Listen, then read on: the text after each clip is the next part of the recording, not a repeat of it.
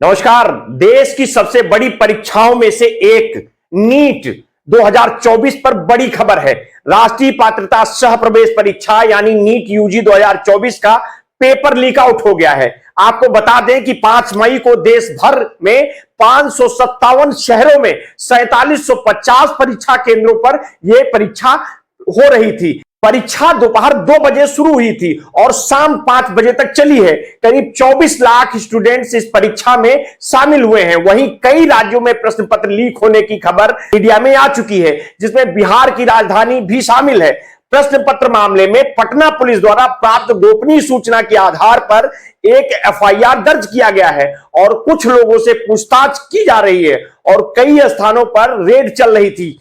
NTA प्रशासन की ओर से पेपर लीक मामले में आधिकारिक पुष्टि नहीं की गई है। वहीं इस मामले में पटना के एसएसपी राजीव मिश्रा ने मीडिया को कार्रवाई करते हुए बताया है कि नीट परीक्षा के प्रश्न पत्र लीक मामले में पटना पुलिस द्वारा प्राप्त गोपनीय सूचना के आधार पर एक केस दर्ज किया गया है। इस मामले में अब तक 5 लोगों से पूछताछ की जा चुकी है और कई स्थानों पर लगातार छापेमारी की जा रही है। यूजी 2024 प्रश्न पत्र लीक मामले को लेकर पटना पुलिस ने बड़ी कार्रवाई की है। पटना के अनुसार अब तक मात्र 5 लोग हिरासत में हैं। ये सभी लोग नीट यूजी पेपर लीक कराने की कोशिश कर रहे थे। इन सभी लोगों के पास से जो कागजात मिले हैं उसकी भी जांच हो रही है। वहीं सूत्रों से मिली जानकारी के मुताबिक पटना में कई सेंटरों पर स्कॉलर को बिठाया गया था और साल्वर गैंग के पास पहले से ही नीट यूजी के प्रश्न पत्र मौजूद थे। लगातार प्रश्न पत्र कई स्टूडेंट्स को रटाया गया है।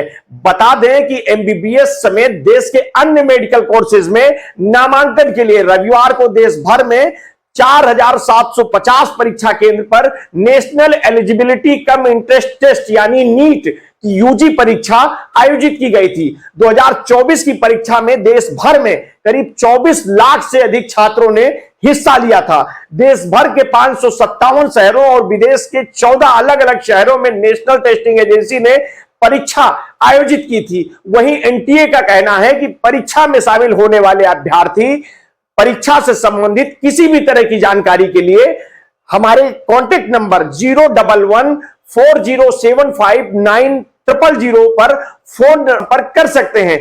यह नंबर जी न्यूज द्वारा जनहित में शेयर किया गया है, जिसे विभाग ने जारी किया है। इसके साथ साथ छात्र अपनी किसी भी समस्या के लिए एनटीए को ईमेल कर सकता है। एनटीए का कहना है कि अभ्यर्थियों को सलाह दी जाती है कि नवीनतम अपडेट के लिए वे एनटीए की आधिकारिक वेबसाइट पर नजर बनाए रखें। इस वर्ष नीट यूजी परीक्षा में कोई बदलाव नहीं हुआ है। परीक्षा के बाद एनटीए अब आंसर की जल्द ही जारी करेगा। 14 जून 2024 को नीट परीक्षा का फाइनल रिजल्ट घोषित किया जा सकता है। प्रभात खबर की माने तो नीट यूजी पेपर लीक कराने वाले गिरोह ने एक कैंडिडेट से 40 लाख रुपए तक की वसूली की है।